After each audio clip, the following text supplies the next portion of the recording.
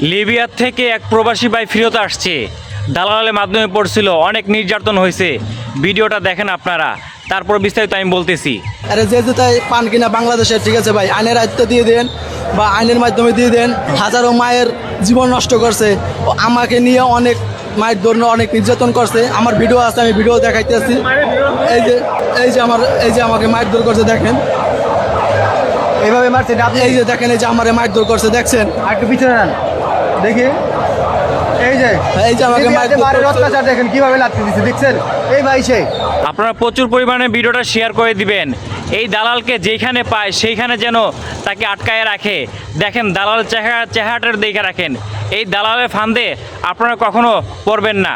আর এই দালালকে সবাই চিনে রাখেন যে ওর ফাঁদে কেউ যেন না পড়ে। প্লিজ ভিডিওটা শেয়ার করে দিবেন, তাহলে মানুষ হুঁশিয়ার হয়ে যাবে। প্লিজ আবারও বলতেছি, এই ধরনের দালাল থেকে দূরে থাকবেন। ভিডিওটা শেয়ার করে দিবেন আপনারা।